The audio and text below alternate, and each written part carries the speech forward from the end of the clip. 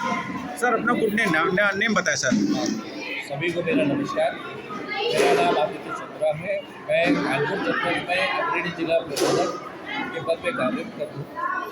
देखिए, आरबीआई और अग्रणी जिला बैंक प्रबंधक कार्यालय जो है, उन्होंने मिलके 9 तारीख से 13 तारीख तक एक सप्ताह भर का शिविर लगाया था, जिसमें सभी लोगों को, ज़्यादा से ज़्यादा लोगों को, हमारा जो ऑब्जेक्टिव था कि ज़्यादा से ज़्यादा लोगों को हम डिजिटल पेमेंट्स के बारे में अवेयरनेस करें और जो साइबर ठगी हो रही है उसमें वो कैसे सतर्क रह के, कैसे सावधान होकर उस डिजिटल ठगी से बच सकते हैं, उसके बारे में।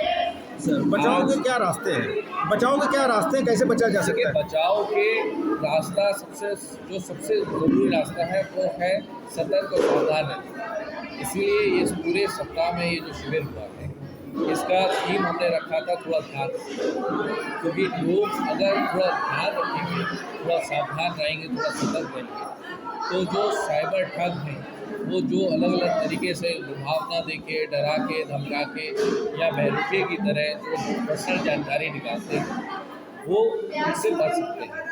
अब इसमें देखिए 3 बहुत ही इंपॉर्टेंट चीज़ें हैं जो लोगों को थोड़ा समझनी है।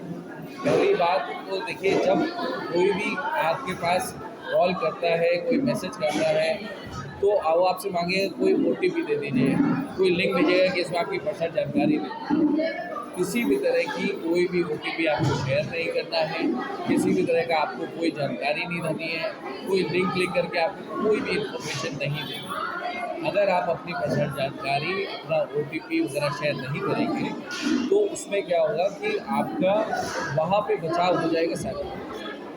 दूसरा, आपको ये भी ध्यान देना है कि जब भी आपको किसी से पेमेंट लेना है, आपने किसी को पेमेंट लेने को कहा या किसी का कॉल आया, उसने कहा कि हम आपको जो है किसी तरह का इनाम जीते हैं तो आपको पेमेंट जो है हम आपको दे देंगे, तो वो आपको एक QR कोड देंगे। ये आपको तुरंत ही सतर्क हो जाना है कि ये जो है एक तरह का साइबर ठगी है, क्योंकि पेमेंट लेने के लिए कभी भी कोई भी QR कोड स्कैन नहीं किया जाता, तो वहाँ पे आपको सावधान रहना है। तीसरा, जब भी आप कोई भी डिजिटल पेमेंट करते हैं, उसमें आपको जानकारी ये रखनी चाहिए कि आप इस पेमेंट करने से पहले इस चीज़ का ध्यान रखें कि आप किसको कर रहे हैं, उसका क्या खाता संख्या है, क्या बैंक, को सारा दोबारा चेक करें, ताकि किसी भी तरह की कोई गलती ना हो और आप साइबर ठगी से बच सकें। सर इसमें कोई हेल्पलाइन नंबर या सुरक्षा कंप्लेन नंबर? हाँ, देखिए, इसमें अगर आपकी अगर किसी भी तरह से उसमें आपका जो है साइबर ठगी में आप इन्वॉल्व हो जाते हैं, लोग आपके खाते से पैसे निकालते हैं, तो आपको सबसे पहले तो आपका जो बैंक है उसमें जाके एक एप्लीकेशन देके अपने बैंक के खाते को बंद करा लेना है, ब्लॉक करा लेना है, ताकि वो दोबारा से और पैसे ना निकाल सकें। साथ में आपको साइबर क्राइम सेल में जाके जो है कंप्लेंट कर देनी है।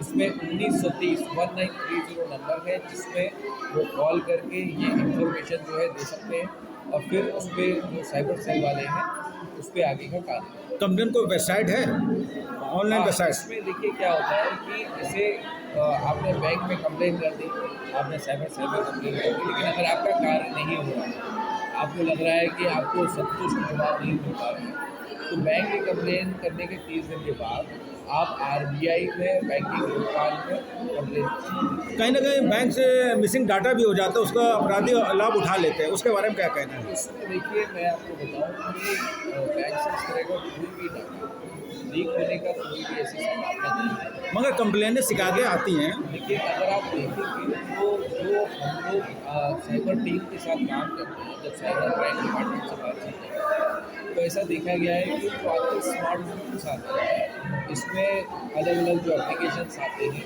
इसमें वो एप्लीकेशंस आपसे अलग अलग तरीके की परमिशन अलाउड करवाते हैं कि वो मैसेजेस आपके रीड कर लेंगे, वो आपकी फ़ोटोज़ रीड कर देख लेंगे, वो आपके डिजिटल क्राइम सारा पर्सनल डाटा जो है वो परमिशन मांग लेते हैं। वो एक बहुत बड़ा सोर्स है डाटा का। तो आपसे अनुरोध है कि आप लोग एक तो बहुत ही जब ज़रूरत के जो एप्लीकेशन है उनको डाउनलोड करें।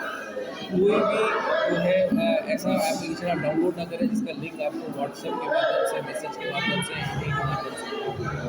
आप जो गूगल का जो एप्लीकेशन है उससे भी जाके प्ले स्टोर से जाके करें, क्योंकि देखिए अगर आप एक स्टैंडर्ड अच्छा एप्लीकेशन से करेंगे तभी आपको ज़रूरत एप्लीकेशन है, जो ज़रूरत का एप्लीकेशन है वही करें, जो ज़रूरत की परमिशन है वही करें। बैंक तो के आप इन सब चीज़ों से लिए बचें। बैंक के लिए कोई डायरेक्शन या पब्लिक कस्टमर के लिए कोई डायरेक्शन जो हेल्प मिल सके? देखिए हमारी सभी पब्लिक से एक और हाथ जोड़कर रिक्वेस्ट है कि आप लोग अगर थोड़ा सावधान रहेंगे, ध्यान से रहेंगे, तो आप कई बार साइबर ठगी से बच सकते हैं। और आपको अगर कोई भी परेशानी आती है तो आप अपनी बैंक शाखा में जाके अपनी परेशानी बताएं, ताकि बैंक भी उस पर कार्य कर सके और साइबर ठगों से बचा सके।